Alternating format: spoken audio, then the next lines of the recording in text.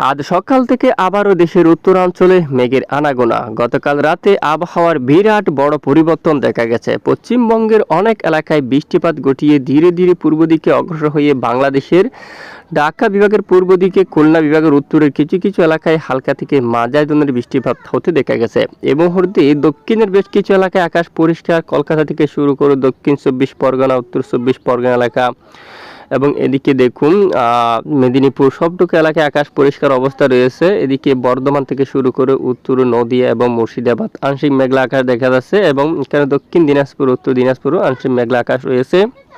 রংপুর বিভাগের দক্ষিণের বেশ কিছু এলাকায় মেঘের আনাগোনা দেখা যাচ্ছে। ময়মনসিংহ বিভাগ এবং ঢাকা বিভাগের উত্তরে কিন্তু মেঘের আনাগোনা দেখা যাচ্ছে। তবে এই মেঘ থেকে আজ সকালে বৃষ্টিপাত হওয়ার মতো তেমন সম্ভাবনা নেই। তো আজ কোন কোন এলাকার জন্য বৃষ্টিপাতের সতর্কতা জারি করলো তা আমরা দেখে নেব। তো ভিডিওটি শেষ পর্যন্ত দেখবেন, ভালো লাগলে লাইক করবেন। সবার আগে গুরুত্বপূর্ণ আবহাওয়ার খবর পেতে আমাদের চ্যানেলটি সাবস্ক্রাইব করে পাশের বেল বাটনে ক্লিক করে রাখবেন। প্রিয় দর্শক, আমরা এই মুহূর্তে বৃষ্টিবাহী মোড়ে অবস্থান করলাম। তো দেখতে পাচ্ছি এই মুহূর্তে দেশের কিছু কিছু এলাকায় বজ্রসহ বৃষ্টিপাত তৈরি হওয়ার সম্ভাবনা রয়েছে। আজ এখানে 24শে এপ্রিলের আপডেটে দেখা যাচ্ছে আইকন মডেল থেকে ঢাকা বিভাগের দু এক স্থানে বিক্ষিপ্ত কিছুটা বৃষ্টিপাতের সম্ভাবনা রয়েছে। এছাড়া আরও কিছুটা বৃষ্টি এখানে খুলনা, বরিশালের কিছু কিছু এলাকায় বিক্ষিপ্ত কিছুটা বৃষ্টি এবং চট্টগ্রাম বিভাগের উত্তর দু একটি অঞ্চলে আংশিক বিক্ষিপ্ত বজ্রসহ বৃষ্টিপাতের আশঙ্কা রয়েছে আজ। এছাড়া সিলেট বিভাগের কিছু কিছু এলাকায় বজ্রসহ ঝড় বৃষ্টিপাতের সম্ভাবনা রয়েছে। বিশেষ করে সিলেট বিভাগের উত্তর অনেক এলাকায় রাতে কালবৈশাখী সহ প্রচণ্ড আকারে ঝড় বৃষ্টিপাতের সতর্কতা উঠে আসছে। এখানে চরকায় রয়েছে জাকিগঞ্জ এলাকা, এছাড়া সিলসার এলাকায় কিন্তু বৃষ্টিপাতের সম্ভাবনা কিন্তু দেখা যাচ্ছে। এবং এদিকে জাইন্তাপুর দেখুন, এখানে অনেক বড় এরিয়া করে একটি কালবৈশাখী সহ বজ্রসহ ঝড় বৃষ্টিপাত হওয়ার একটি সম্ভাবনা কিন্তু দেখা যাচ্ছে। এবং এখানে মেঘ তৈরি হলে এই মেঘ ধীরে ধীরে এখানে কিছুটা পূর্ব দিকে অগ্রসর হলে সিলেট বিভাগের আরও দক্ষিণের অনেক এলাকায় প্রভাব ফেলতে পারে। এবং সবচেয়ে এই যে ভালো বৃষ্টিপাতের সম্ভাবনা শিলচর এই অঞ্চলের দিকে এবং এর আশেপাশে এলাকাগুলোর উপর বজ্রসহ কালবৈশাখী সহ ঝড় বৃষ্টিপাতের সম্ভাবনা কিন্তু একটু বেশি, কারণ সেখানে প্রতিদিনই কিন্তু বৃষ্টিপাত হতে দেখা যাচ্ছে। বাংলার অন্যান্য এলাকায় বৃষ্টিপাতের তেমন দেখা নেই, তবে দেশের একদম উত্তর পূর্ব এই অঞ্চলে প্রচণ্ড বৃষ্টিপাত প্রতিদিনই কিন্তু আমরা দেখতে পাচ্ছি। তো গতকাল পশ্চিমবঙ্গের অনেক এলাকায় এখানে বৃষ্টিপাত কিন্তু অলরেডি দেখা গেছে। তো আজ যদি আমরা একটু দেখি আজ বৃষ্টিপাতের সম্ভাবনা দেখি কতটুকু।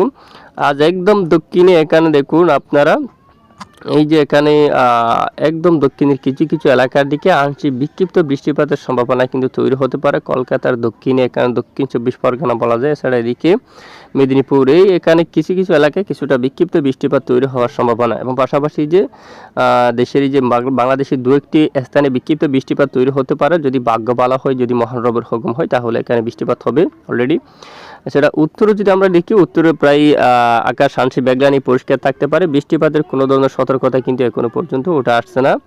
তো আমরা একটু মেঘলা মোড় যাব, কোন কোন এলাকায় মেঘলা আকাশ থাকার সম্ভাবনা একটু আমরা দেখব। তো ইতিমধ্যে আমরা মেঘলা মোড় থেকে দেখতে পাচ্ছি দেশের উত্তরে মেঘের আনাগোনা থাকতে পারে কিছুটা, এবং এখানে পূর্ব দিকেও কিন্তু মেঘের আনাগোনা থাকতে পারে। তো বিকেল নাগাদ বৃষ্টির মেঘ তৈরি হতে পারে দেশের কিছু কিছু এলাকা জুড়ে ক্ষুদ্র ক্ষুদ্র আকার করে, এবং বেশিরভাগ এলাকায় আংশিক মেঘলা আকাশ নিয়ে প্রায় আকাশ পরিষ্কার থাকার সম্ভাবনা কিন্তু দেখা যাচ্ছে।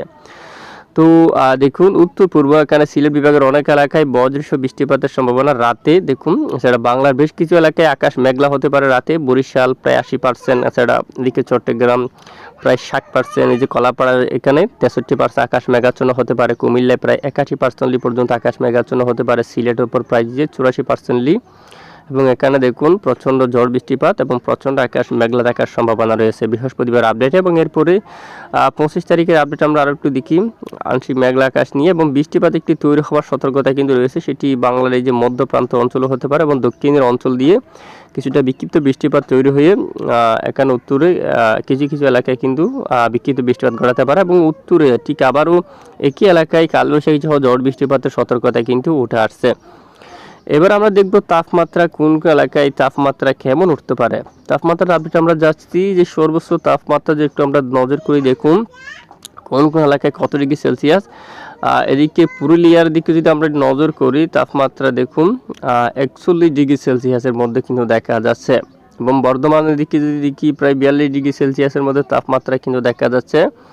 এছাড়া এখানে একদম দক্ষিণ উত্তর 24 পরগনার দিকে 40, কলকাতার দিকে 41, দক্ষিণ 24 পরগনায় দেখুন আপনারা 37 পর্যন্ত রয়েছে। এবং এদিকে নদিয়া জেলার দিকে 42 ডিগ্রি সেলসিয়াস তাপপ্রবাহ কিন্তু রয়েছে। আর একটু উত্তরে যদি আমরা মুর্শিদাবাদের দিকে আসি, প্রায় 42 ডিগ্রি সেলসিয়াসের মধ্যে। মালদাতে দেখুন 42, এবং এখানে দক্ষিণ দিনাজপুরে 42, উত্তর দিনাজপুরে যদি যায় প্রায় 41 পর্যন্ত। শিলিগুড়ি, এখানে জলপাইগুড়ি এখানে তাপপ্রবাহ থাকতে পারে। আলিপুরদুয়ার 38 পর্যন্ত।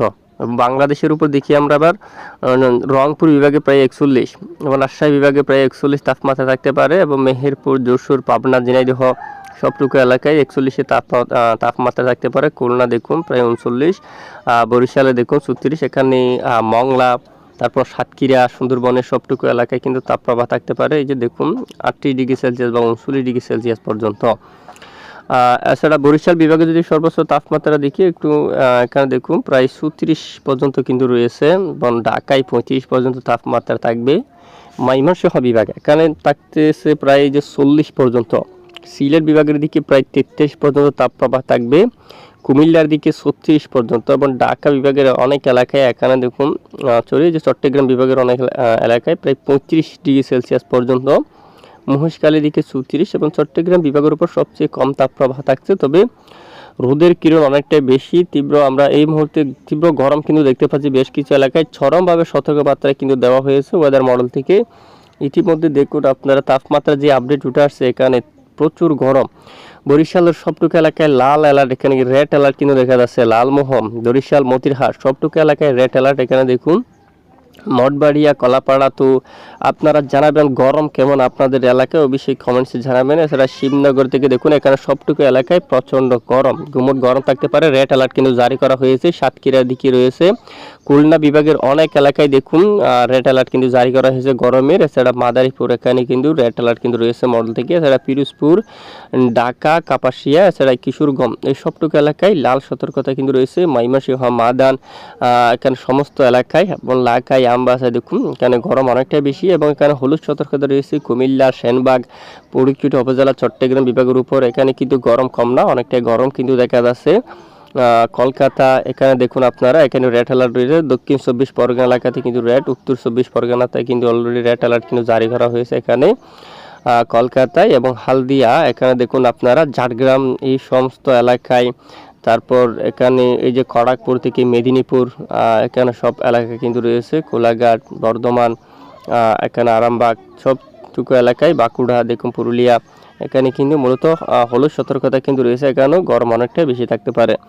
তো এ হচ্ছে মূলত তাপমাত্রার আপডেট। আর বাতাস আজকে কোন কোন এলাকায় কেমন থাকতে পারে বাতাস, আর দেখতে পাচ্ছি আজ 24 এপ্রিলের একটু আমরা দেখি বিকেল নাগাদ যাই বাতাসের দাপট কেমন থাকতে পারে। এখানে পশ্চিমা শুষ্ক, এই যে শুষ্ক বাতাস কিন্তু বইতে পারে মালদা থেকে শুরু করে কালাই, রংপুর, রাজশাহী সবটুকু এলাকায় প্রায় 45 কিলোমিটার বেগে যে পশ্চিম দিক থেকে বাতাস কিন্তু আসছে বিহার থেকে।